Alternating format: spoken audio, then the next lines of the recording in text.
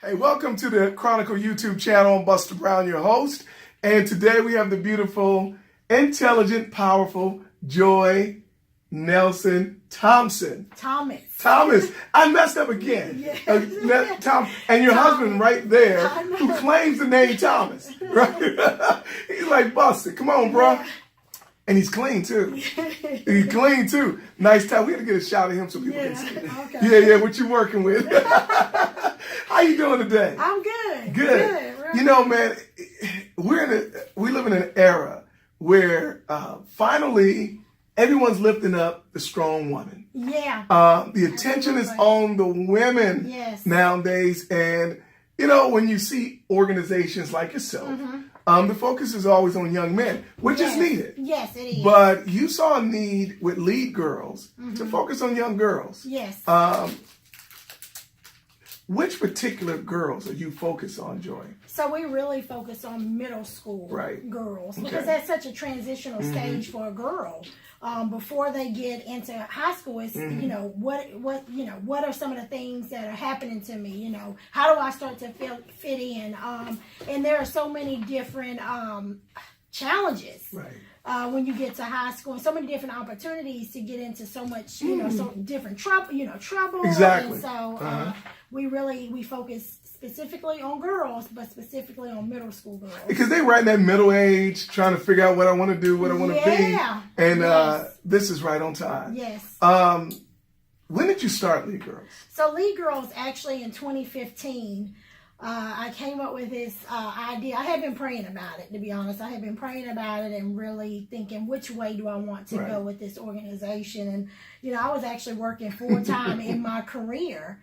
You know, I told my husband that I wanted to, this was something that I was really passionate about. And it came from raising a friend and a family daughter. And so I actually quit, and my husband said, just do it. But everything was pointing in that direction. Everything, like from scripture to my pastor, my bishop, and my mom's scripture. It just was time for me to move. And this generation, they need us. So Lead Girls, a God-led thing. Yes. A God-led thing, absolutely. Yes. Let's get very specific. Tell us what is Lead Girls? So Lead Girls is Learn Every Day, Accomplishing Dreams. It's a gender-specific, evidence-based leadership development program. We also have an emphasis on entrepreneurship. Because when you look at socioeconomic status and you start really looking at how do you move people out of poverty, you know, I believe it is entrepreneurship to some degree. You know, everybody may not go to college, and even if you do, there's people that have PhDs that are still without jobs. Trying to figure it out. Yeah. That's true. Absolutely. That's a good thing. Yeah. So entrepreneurship, is that the concentration? Is that the main thing? So the concentration is leadership development. So we focus on 4 fundamentals. We focus on awareness, communication, leadership, and perspective. And that entrepreneurship comes in on the perspective end of things. Absolutely. How long ago you started this? 2015. 2015. So 2015, we actually started in Greensboro. And moved to Winston, and through strategic planning, we decided to focus specifically on Winston-Salem. Wow. That was a bold move to walk away from your career to start this, and then your husband believing in you. How important was it to have his support to say, baby, go ahead and do this thing? Extremely important, especially financially, because we initially self-funded the program until receiving funding. Gotcha. Wow. That's serious. Yeah, it's serious. Now, do you work with more of the low-income Title I Yes. kids? So specifically, we work with low-income Title I schools. So our program is actually in a couple Title I schools. What schools are they? So we're in Philo and Mineral Springs currently. Okay. And you've been doing this since 2015, so that's what, 3 years? I don't know if you can think of this, because I'm sure you have tons, but give me one of your proudest moments. One of those moments that make you go, wow, I'm glad I did this. Well, you know what? One of our proudest moments, or my proudest moments, was seeing girls, the transformation through the program. So everything is being analyzed, but being there, working with the girls and seeing them start to set goals and know that there's different opportunities out there for them, and that their current situations don't determine their future. Gotcha. And, you know, we had one little girl that was, to be honest, was fell in middle school, and so she she had enough courage to still, through the program, apply for middle college.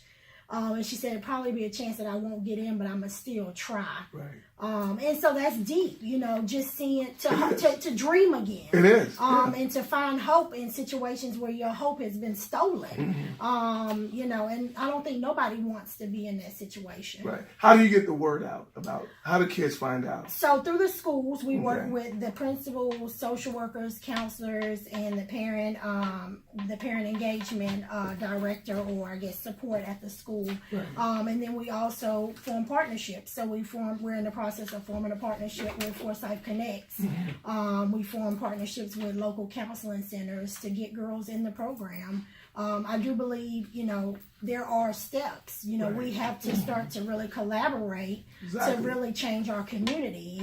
We can't just say, oh, I can fix it, because it takes all of us. Exactly. Everyone they run into some issues, some problems. What are some of the obstacles you come up against? Obstacles, I would say, is getting enough funding support. Gotcha. That was again taking that chance to quit a full-time job and really push this program. It takes funding. And I love what you're doing. So what are some of the things you need funding for those out there watching this video, or may read the article in the Chronicle and want to support you? What are some of the things you need funding for? So we need support for more schools. So our goal through strategic planning, we went through a strategic planning session, is to get into more schools. Our hopes are to be in 5 schools by the next 2 years. Currently we're 2. So we need founding supporters for the program. We need t-shirt sponsors. We need anniversary sponsors. We have our big Zoom-a-thon coming up this Friday. Actually, at the YWCA, and so we need supporters. If you want to come out, it's at 6. Starts 5:45. Okay. Pre-party 5:45. And actually, that event is something special, because we are launching a sneak peek of a video that we have coming out. Oh, how cool is that? Okay. Yeah. For those who are out there, like, you know what, I can get involved in this, but what does this organization mean to the community? How is it going to make the community better? So, it means a chance for our girls. Right. It means opportunities for our girls. It means confidence for our girls. It means a different change, a chart in a different trajectory for our girls' lives. It means challenging our girls to do something different, and to not follow the norm and not to become a statistic. Let's talk about this, Joy. What is a testimony you can share that would be inspirational to the young ladies you work with, and mothers and fathers that's watching this saying, you know what, because of what she's been through, I know she knows? Yeah, well, to start, I am a first generation, so I'm the first to go to college in my family. And so that has been a big challenge, not to have someone, but to lean on mentors and the power of other women that have uplifted me. I was bullied all through elementary, middle school, so. Bullied for what? You're gorgeous. And you're smart and you seem so cool. Well, that was back in the day. I was heavier set. People talked about my face, so I wasn't perfect. In their eyes, I wasn't that cheerleader. I wasn't that flag girl. That wasn't me. How did you get through that? What do you tell young ladies? That it's okay to be true to who you are. Right. And that you won't be everyone's choice. And that's okay, and to love yourself. And to be your authentic self. Because who would have known now the same ones that are bullying me are probably looking like, wow, she's really doing something. And I think it takes courage, even with starting Lead, to follow your dreams. Right. And to know that there's a plan for you. There's a plan, and that there are people that will get involved and support that, especially if it means a better community. You talked about church, and I never like to leave out God. What role is a relationship with God play in your success and your drive? He's my everything. Okay. He's my center. He's my center for my marriage, my life. Right. And to be honest, when we were actually in church when I started lead. We were in church because I had been thinking about it, and my husband said, he said, do it. And I said, I was praying about it. Everything was pointing. But at church, I remember the day that I said I had to move was my bishop. There was a little girl up at the altar, and she was probably about 14 or 15. And I was like, what is she up there for? And she was up there actually because her friend tried to take her life the night before. She was in ICU.